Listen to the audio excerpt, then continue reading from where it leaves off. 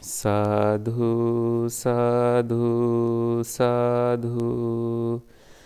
Namo tassa bhagavato arahato samma sambuddhassa.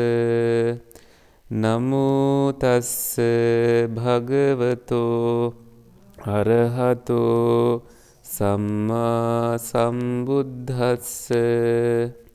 Namo tassa bhagavato arahato samma sambuddhassa. Buddhaṃ saraṇaṃ gacchāmi. Dhammaṃ saraṇaṃ gacchāmi. Saṅghaṃ saraṇaṃ gacchāmi. Dutiyampi buddhaṃ saraṇaṃ gacchāmi. Dutiyampi dhammaṃ saraṇaṃ gacchāmi. Dutiyampi saṅghaṃ saraṇaṃ gacchāmi. Tatiyampi buddhaṃ saraṇaṃ gacchāmi. Tatiyampi dhammaṃ saraṇaṃ gacchāmi. Tatiyampi saṅghaṃ saraṇaṃ gacchāmi. Pānātipātā vīramani sikkhapadang samadhiyāmi. Adinādāna vīramani sikkhapadang samadhiyāmi. Kāmesu micchācārā vīramani sikkhapadang samadhiyāmi.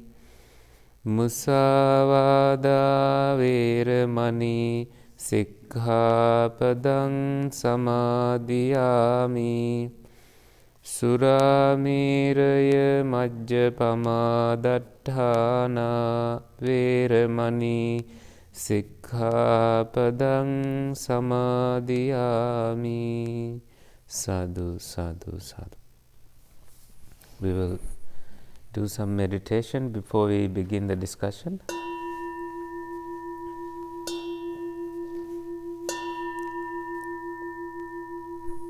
You may close your eyes and begin to relax the muscles of your body.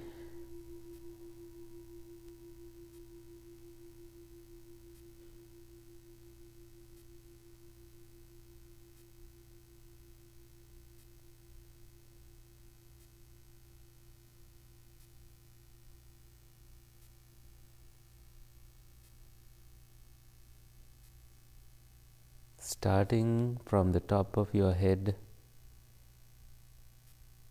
down to the soles of your feet, keeping your body erect. Relax the forehead,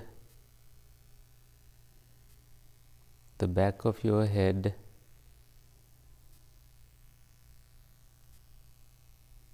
your face, your neck, the shoulders,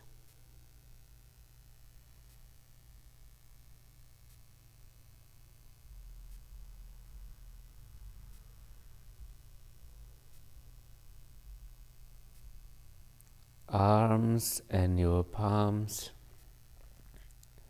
fingers,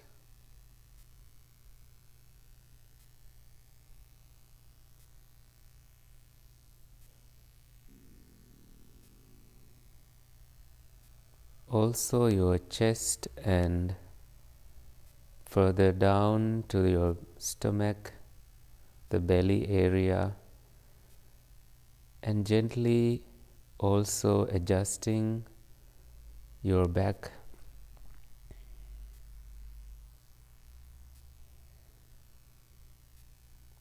Down to your pelvic area,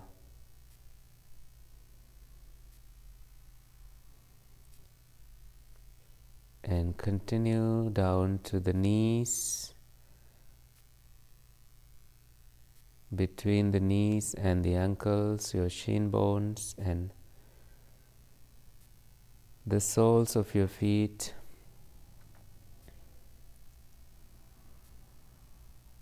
The connection between the ground and your body, where you feel that connection, releasing all that negativity that we have carried so far and releasing it all to the ground, to this big universe,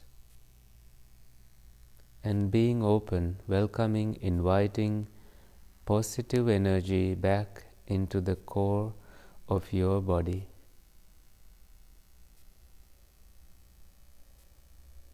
Begin to pay attention to your in-breath and out-breath and the movements that go with it.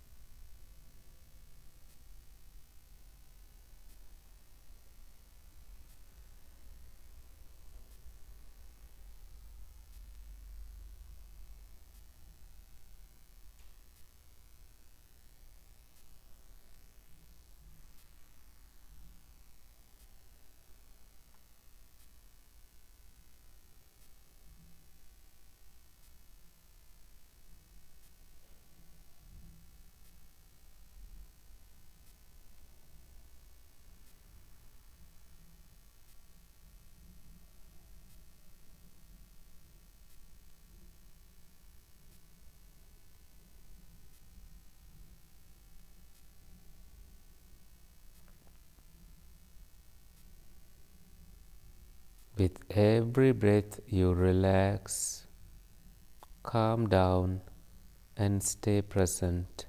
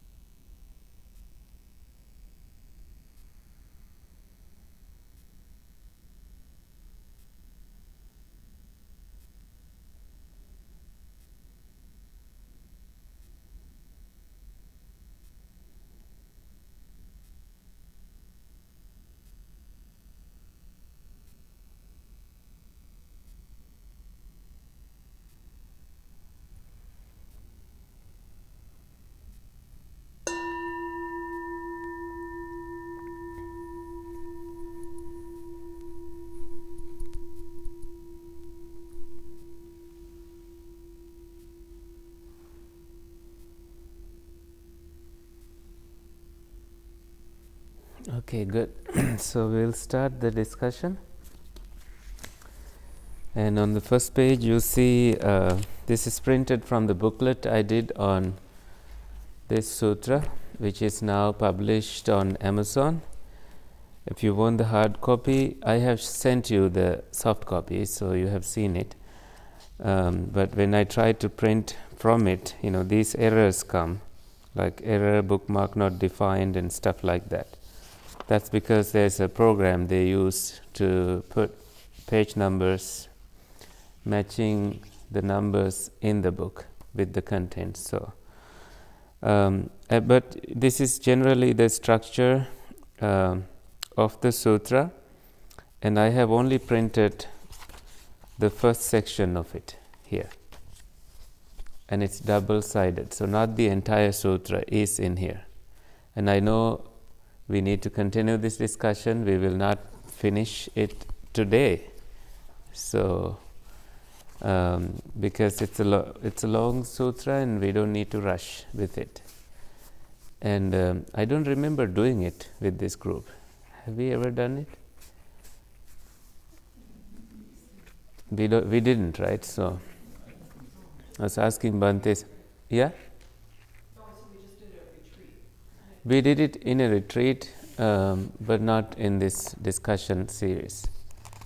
So, and if you look at the contents, the first part is where the Buddha is saying that this is the direct path.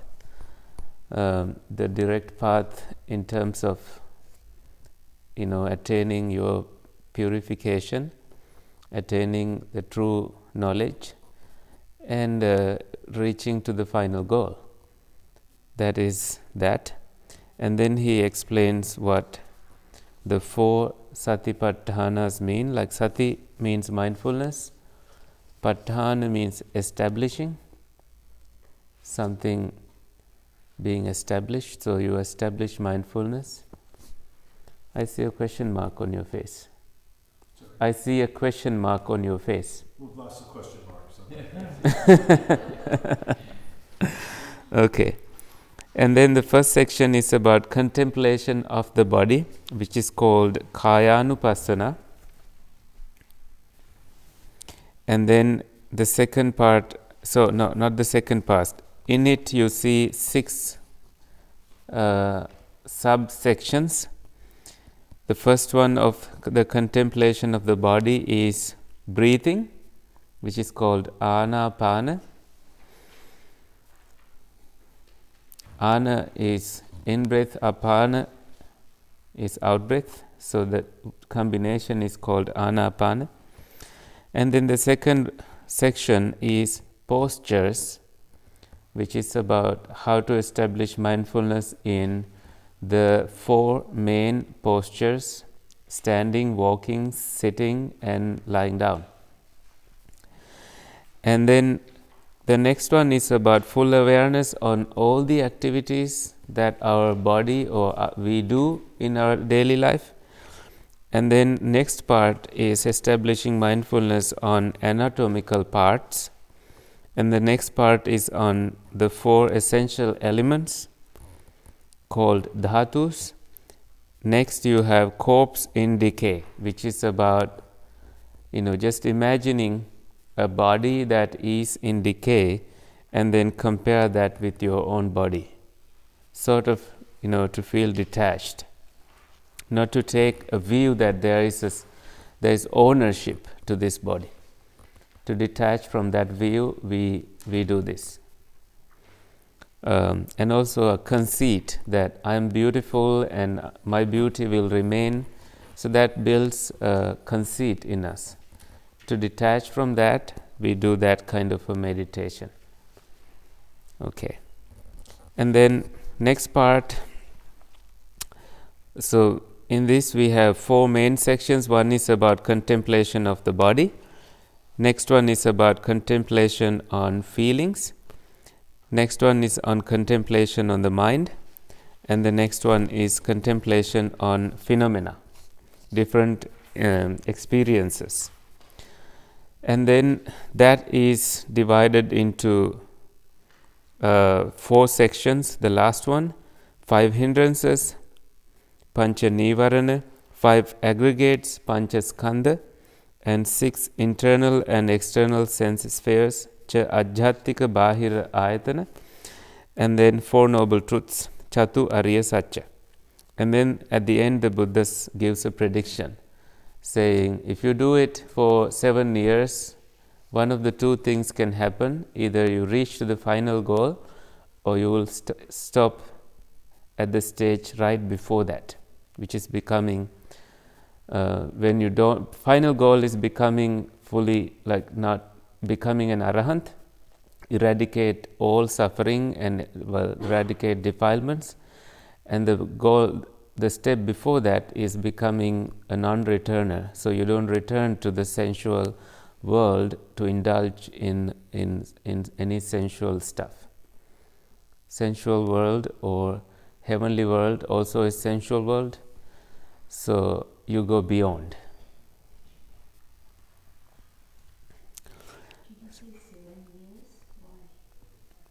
No, it goes down, like from maximum you only need to do 7 years, but you can also achieve it. Welcome.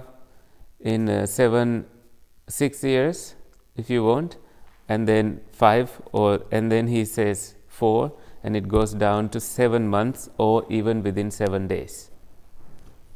So go on. Come back on 7th day and tell us what happens.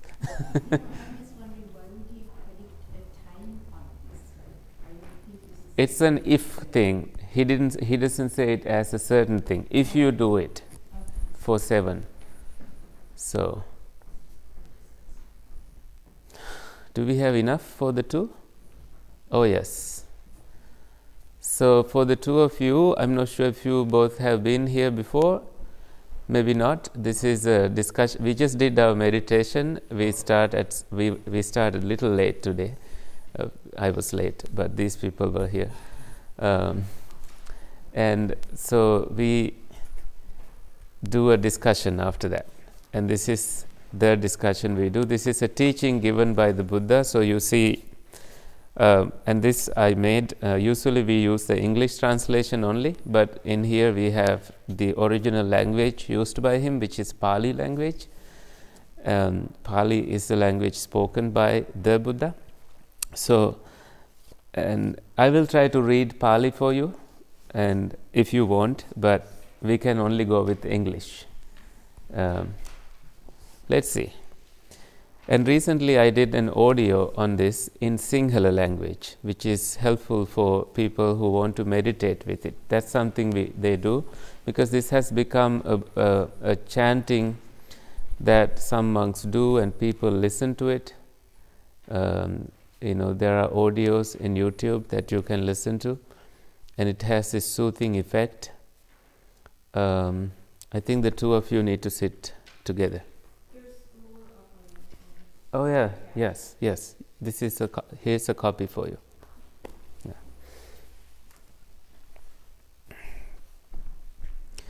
And this is so important that in the canon it just had entire collection, the whole set. Yeah.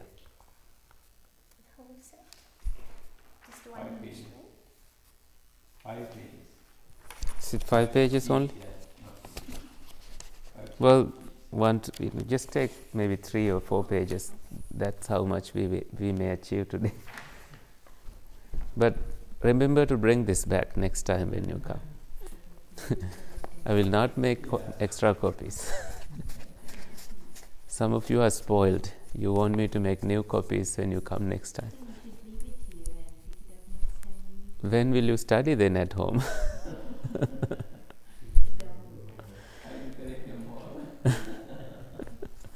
Anyway, so this teaching is so important that when you open the Buddhist collection of discourses, in every section there is a piece of this. That's how important it is. Somewhat lengthy sometimes, somewhat shorter or medium-sized, and this is like the basic manual for meditation that many Buddhists use. That's why we give so much attention to it. And when I first became, I was 16 when I became a monk. I didn't know how to read it at that time because I did not learn this language, Pali language. And it was only in university, in my undergraduate program, that one of the monks, a professor, assigned us to study it and then make this translation, but we had to use Pali and English together. That was his assignment. So I started that in 2007, and then I started developing it, adding stuff, writing an introduction, working on difficult words, and then that became a book. And it took me, so it's just published this year. First week, it was published earlier, but I had to take it down because they messed with Pali diacritical marks. And then I kept it for so long. I went through other programs and then I went back to it. It took me only 2 days to revise it, but it was sitting in my computer for so long. But it's finally out. Anyway, let's start this. So let's start with the introduction. Thus I have heard, which is a thing that the attendant of the Buddha saying, his name is Venerable Ananda.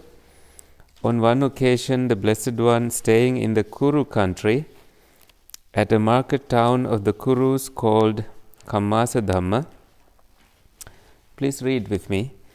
There, the Blessed One addressed the monks as monks. Venerable Sir, they replied. The Blessed One said this: monks, this is the ultimate path. So that's the way I translated it.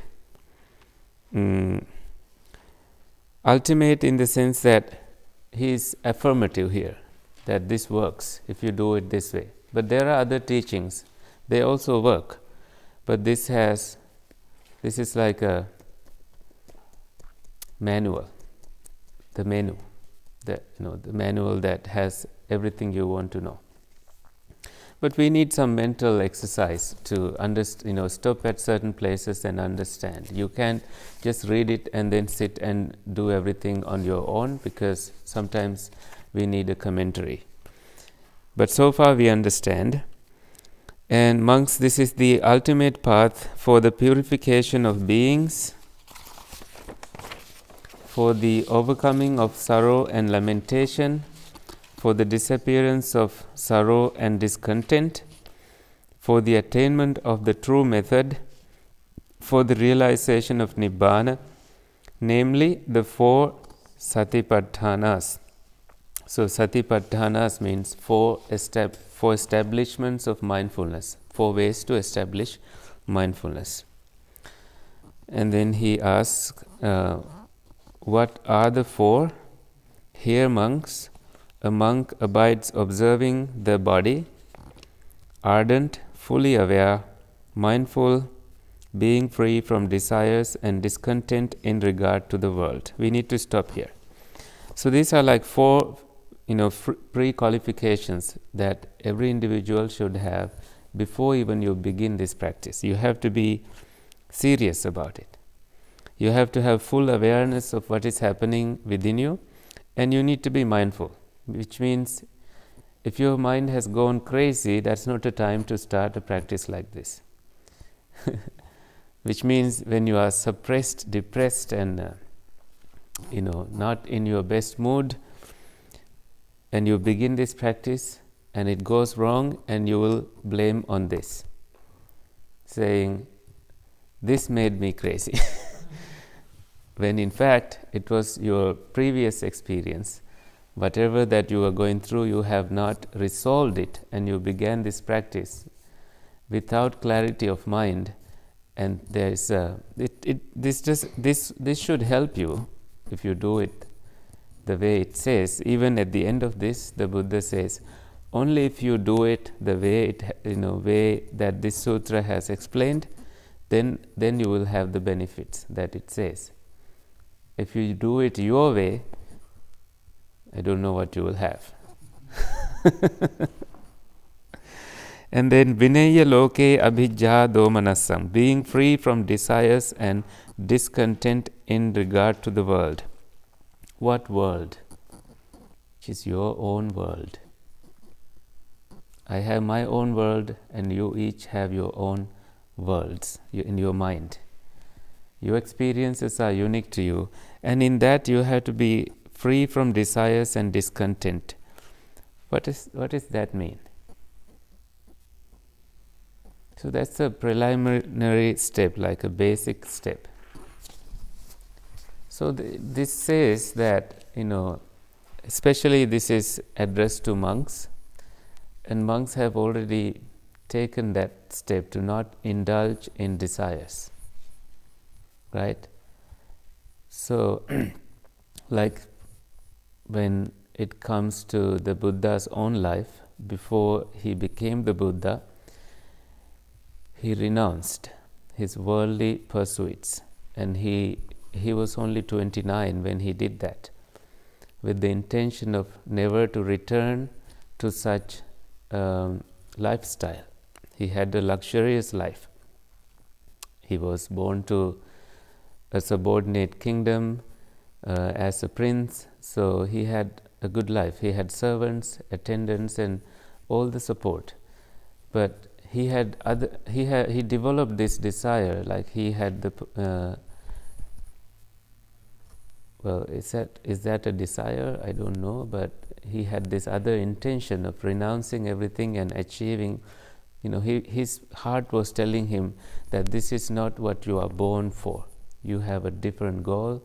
Go chase after that goal and achieve it. So he was going after that. So he was already free from, making children and having a family and feeding them and going after all that. He knew he fathered the son, but he knew he will have, that son will have all the attention from the palace. But of course, the son will miss the father, but he still sacrificed that for the betterment of the entire world. He's so much more than an ordinary person, so he could see how beings eventually he could sense it, but eventually he came to the stage where he could actually see that there are beings born in different planes which we don't see, right? And he developed the sense to see that, and he could see why that happens and how that happens, and how people are born in lower places and how they can be born in higher places, higher realms. And then when he started seeing things that way, he would never return to indulge in the things that he already let go of. So because we don't see that, we don't know when. He could even see when somebody's life will end and how, and what the connection from the previous lives, whether there is a karmic bond for certain people to meet and suffer, and he could see all that. When somebody sees that much, their mind is different. Their mind is not like limited, narrow focus like we do. We have our little life. We don't care so much about what happened. We don't see that. We do care for people, but we don't, like a Buddha, we don't see what the connection from the past life when something happens, and we cannot even help people with that awareness and wisdom. We try to help, but sometimes we can't. We give up. But if you know the past connections, there is an easy approach for certain problems that somebody is facing. Now in the world there is a thing called past life regression. Sometimes people do that. Or future life progression is also a thing now. When you do it, either way, there is a transformation that happens in life. So a Buddha is someone, or Jesus, I don't know what skills he had in terms of psychic abilities, but there are saints who had psychic abilities. And there are ordinary, sometimes someone can be an ordinary person and suddenly they have spiritual awakenings and they are different. So such people relate to the world differently. Just because we don't see that, we don't experience that, doesn't mean we should reject such things. Anyway, so free from desires this is like very focused. Your goals are different. Your goals of doing this practice is not to look good, not to just cut off job stress. There is, supreme goals, far reaching than the worldly goals that people usually have. Okay, and discontent, unhappiness. So you have to be free from unhappy states of the mind. So I think that in ordinary conversations, people think that mindfulness has to be used as a tool to be free from discontent and stress and all that. But here, even before you begin a practice of establishing mindfulness this way, looks like you have to have that freedom in the mind. When people came running to the Buddha, when they faced problems, he first gave a remedy to fix that issue, and then he taught mindfulness. When they were willing to and able to listen to the teachings, then only he taught. So we need to think about those little things before we become experts of mindfulness, not knowing where it's leading. We'll find out by reading more.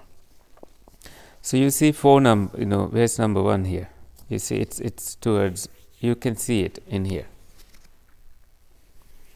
So number 2 abides observing feelings, ardent, fully aware, mindful, being free from desires and discontent in regard to the world, and abides observing the mind, ardent, fully aware, mindful, being free from desires and discontent in regard to the world, and abides observing phenomena, ardent, fully aware, mindful, being free from desires and discontent in regard to the world. By the way, anyone interested in Pali in that?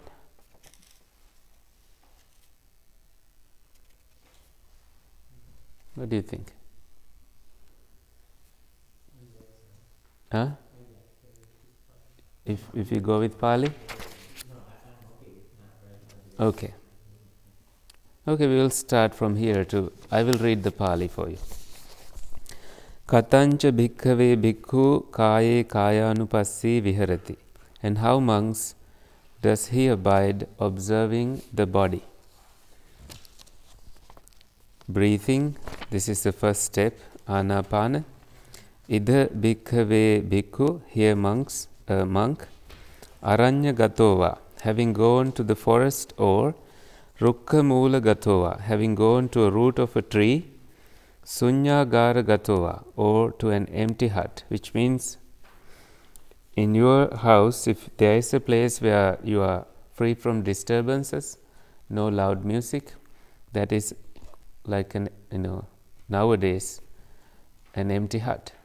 Those days they just went to a shelter where you were free from disturbances, birds coming and then the birds don't disturb you very much. Sometimes some wild animals could come and scare you. So to a place where you can sit and concentrate and do this practice. Nisidati pallankang abhujitva, sits down in a posture. Ujung kayang panidhaya, holding his body erect. Parimukhang sating upattapetva, there's a mistake in the Pali. Setting mindfulness to the fore, to bringing mindfulness to the front.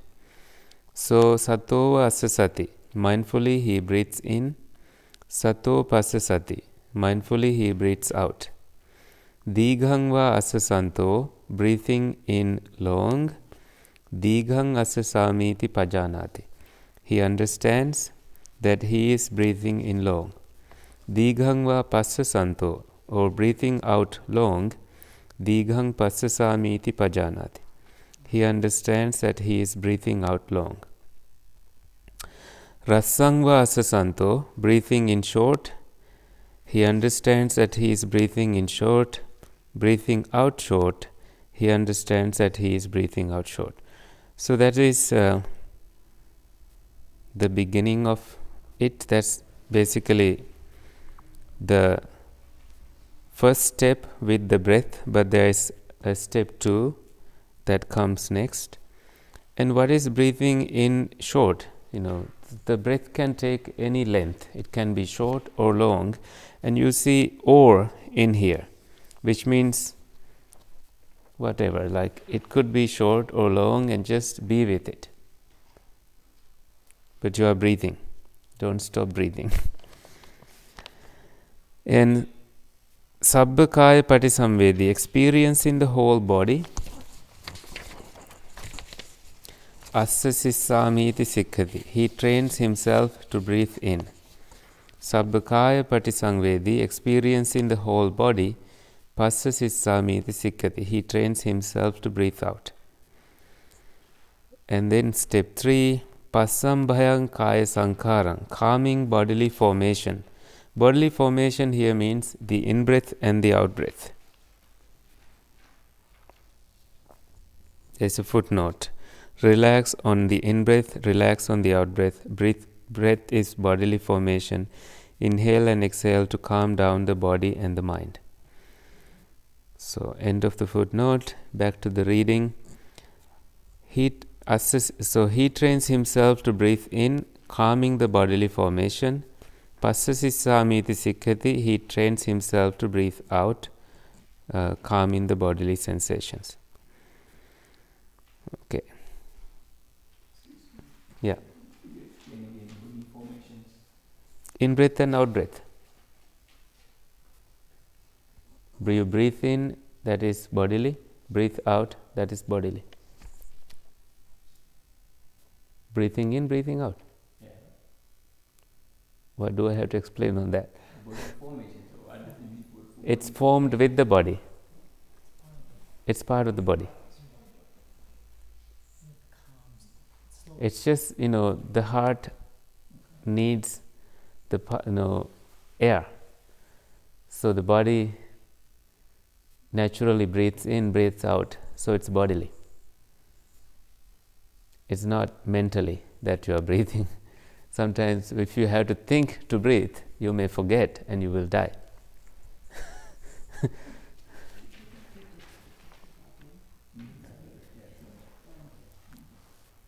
You look at the word formation, right? No, I read the things, but I think there's something else too. No. Yeah. And step 1, I've always wondered when it says breathing in long, you're aware that you're breathing in long, short, you're aware that you're short. Is it, or I guess it says you understand that you're breathing out. So does it, is it premised on actually thinking, oh, this is a short breath, this is a long breath, so the mind is actually thinking that, or is No, it no. just the presence and awareness of the fullness in the breath, whether it's shorter? That. Okay. Yeah. It's just your awareness and your presence with it. Otherwise, if the breath is something that is happening now. It's not happening in the past or in the future. So it's an activity that is happening now and you are staying present with it. I see a question mark on your face. You forgot to smile. Okay. I can tell when someone is judgmental. Okay. And the Buddha gives a simile. Just as monks, sayatapi bhikkhave, skilled turner or his apprentice, dakho bhamakaro va bhamakarante vasiva, when making a long turn, Dighangva Anchanto understands that he is making a long turn. Dighang Anchamiti Pajanati. Rassangva Anchanto, or when making a short turn, Rassang Anchamiti Pajanati, understands that he is making a short turn. So I put a picture in there. This is what my father used to do. In the same way, monks, evameva ko bhikkhave, bhikkhu, a monk, dighangva asasanto, when breathing in long, such as before.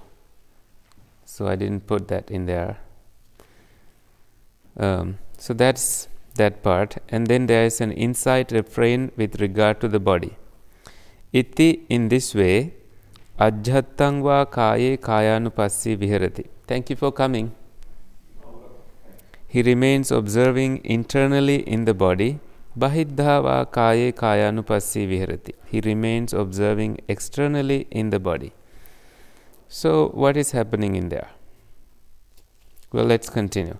Ajjatta bahiddhava kaye, or both internally and externally, kayanupassi viharati. He remains observing the body. Samudaya dhammanupassiva kayasming viharati. Or on the nature of arising in the body, he remains observing. Vaya dhammanupassiva kayasming viharati. He remains observing on the nature of passing away in the body. Samudaya vaya dhammanupassiva kayasming viharati. Or he remains observing on the nature of both arising and passing away in the body. Attikayoti va panasya satipacchu pattita hoti. His mindfulness that there is a body is established in him. Yavadeva jnanamattaya, to the extent necessary for bare knowledge. Patissati mattaya, for the purpose of continuous mindfulness. Anisitocha viharati, and he remains unassociated with any self-view.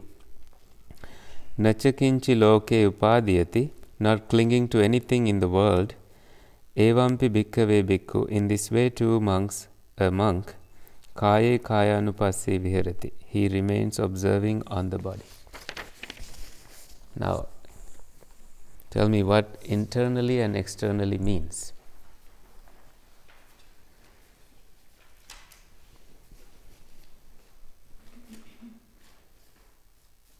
Yeah. Are these exercises to be done, or is this something that's done in the moment all day? You will find out when you go to the next section, because this is definitely an exercise to be done, this section, but then to be aware when you do all the other activities in the day, so that's an all day thing.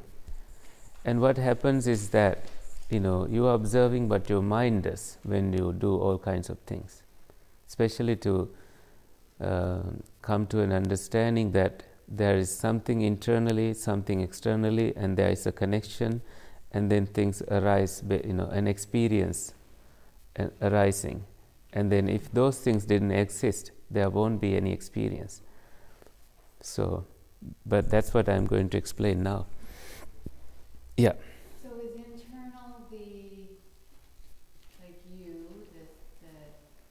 subtle awareness, and external is the body, and internal and external is the body and the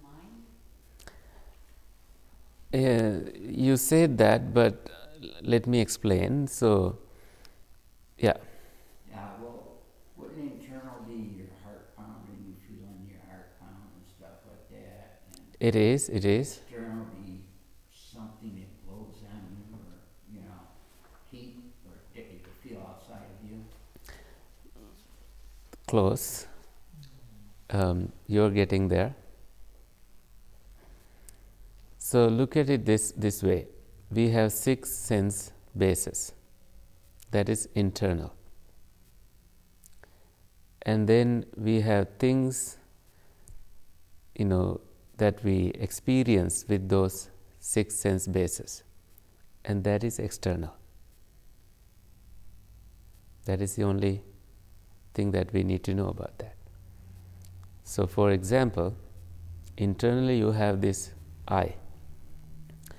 and then the objects that you see are external.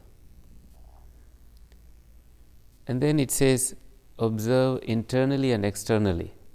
There is a way that these two connect. That is you being conscious on things, conscious on that, conscious on this. I may be looking at it, but I may not be conscious, so I'm not creating an experience.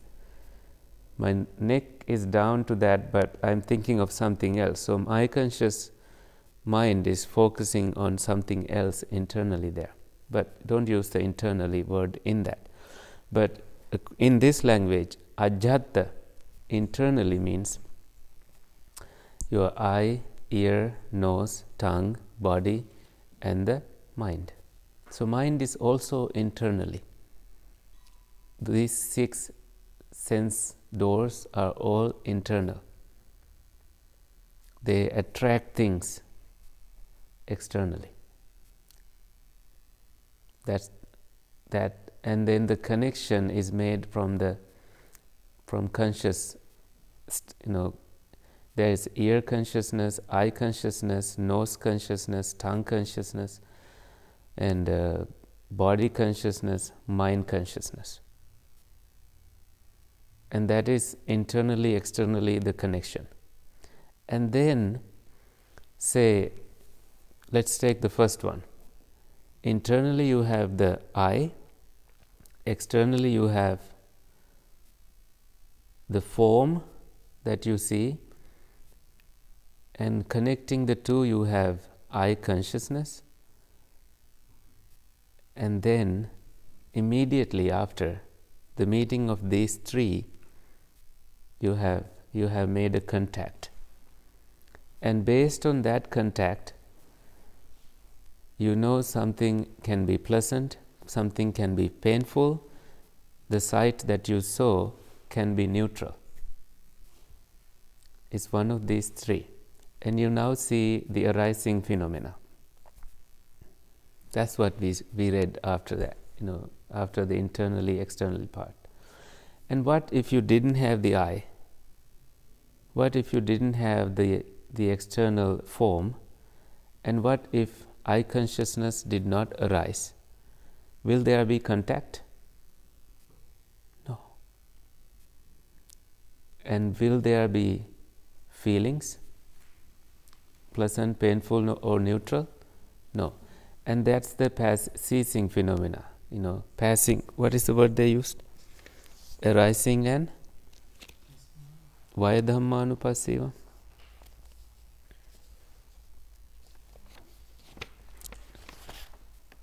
Observing the nature of passing away in the body. Now, how do you bring that to breathing experience? What is internal? And that's why you gave that response, because you were focused on the breathing now. But this part is repeated 22 times in the entire discourse, with establishing mindfulness on feelings, establishing mindfulness on daily activities, 4 essential elements, a corpse in decay, and all these things. You see the arising and passing away part, and internally and externally part repeated. So with each individual little piece of practice, you can make that connection, bodily or feelings or another stuff. Whatever you do, you have to have that understanding, the basic ingredients, to see so especially this is throwing you into some insight experience, to have an insight about what is actually happening. Who is this being doing all these things?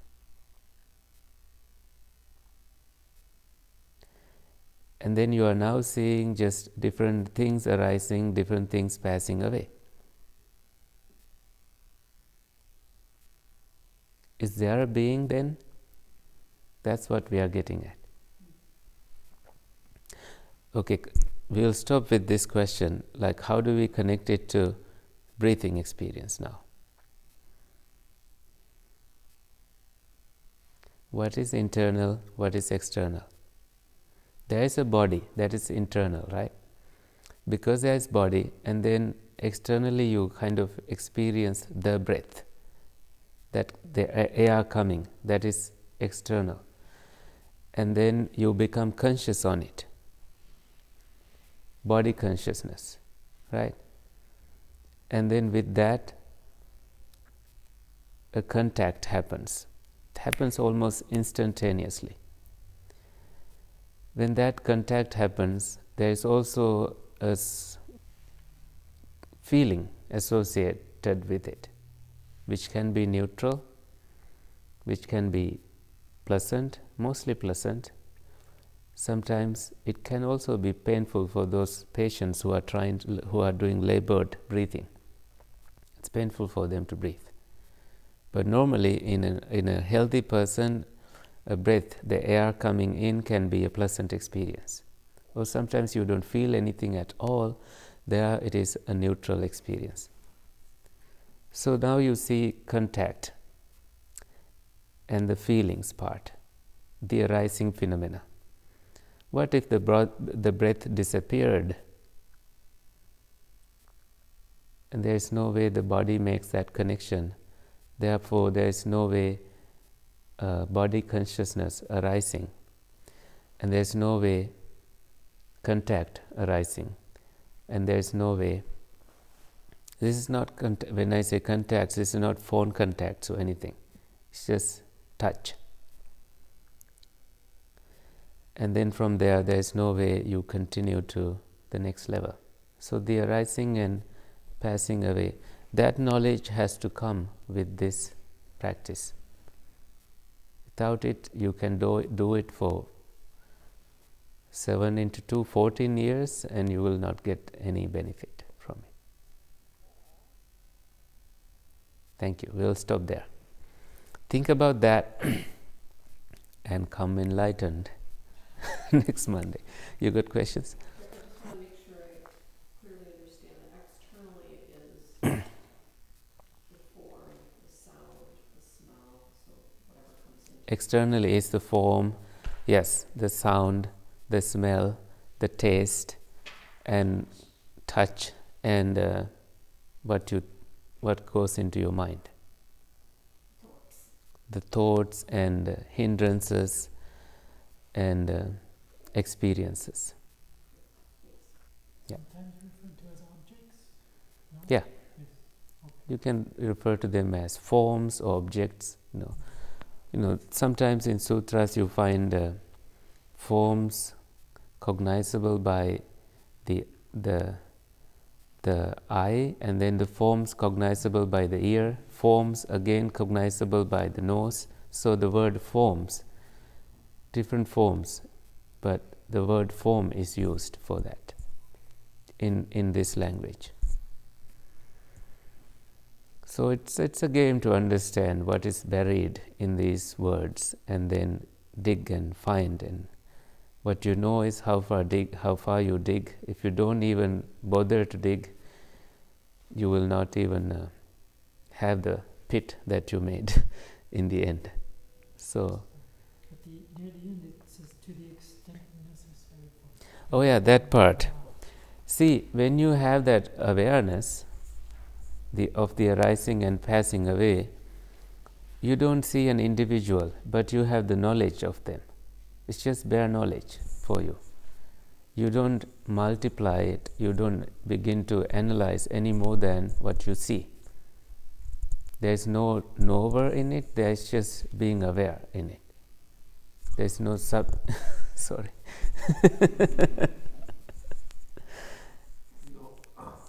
Awareness creates A knower, right? It creates suffering in me. There you go. So you are getting. Because I'm aware of the suffering more. And now you saw that there is a way out also. Yes, I understand that. Right? We are not experiencing it right now, but we can kind of logically see it. That, oh, there is a way out. That's what they saw. So we go back to the 6th century to see what they were actually talking about. But this is nowhere, closer to any discussion about mindfulness nowadays. It's has become a marketing tool and taken out of Buddhism, as I always say. That mindfulness is just relaxing and cutting off anxiety and reducing stress. That's good. But people stop there.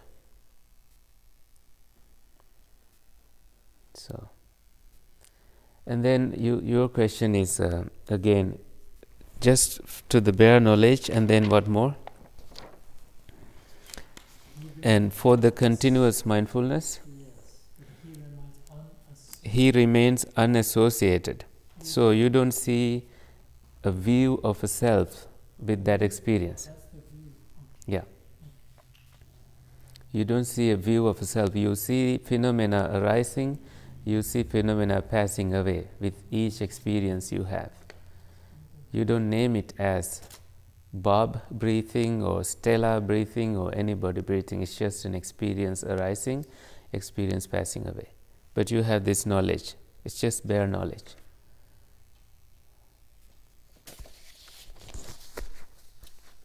But do I sound affirmative? Huh? Do I? I understand. Yeah, okay. I'm not defending this though. I'm just letting you think, letting you understand. This is, I have worked on this many years, so I may be, I may pre-assume that you understand it in my first explanation. You don't have to. You don't have to. This is why this is a discussion. We understand as much as we do understand, and that then we leave it for, it's just food for the thoughts, just let it process. And that's why this is the way out. This is the, we got, like with your comment, we got the answer that how this can be a path for the purification of beings. There's a way out for these beings. And not many people in the world discuss it this way. Not many religions do teach about these things.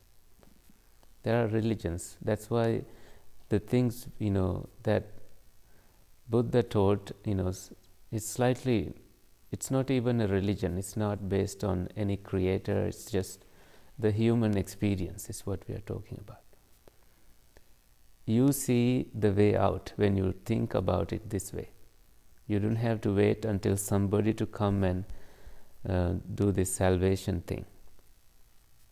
I'm not challenging any religion, but you are seeing how it, you how to make the dots, put the dots together. And you should also know this, that not many monks even discuss this nowadays. Even in Sri Lanka, not many monks touch upon the, this is true, right? Not many monks even open this discussion.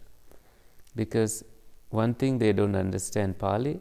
The other thing, they are now, not so many are interested in actual practice. Because, Why? What did they do? they instead, study and do social services, maintain, just the basics. It's just not to blame on them, it's just the changes that are happening. People slowly moving away from practice, less and less people being interested in being serious of the practice. And also you don't see many teachers willing to teach because they don't understand it. If the teacher doesn't understand, how can there be students understanding it? So, and that's why it's timely that we do these discussions and see how far we can go with this. Okay, yeah. Sorry, one last. No, don't feel so, But I might have missed this question that you had your answer. The bare knowledge, mindfulness that there is a body establishment to the extent necessary for bare knowledge. Is that the reference to bare knowledge that's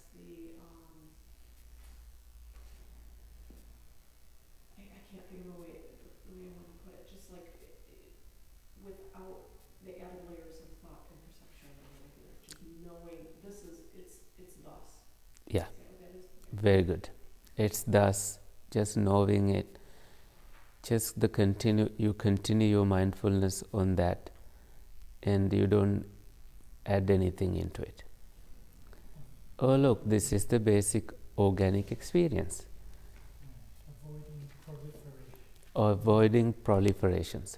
You don't multiply proliferations, making things.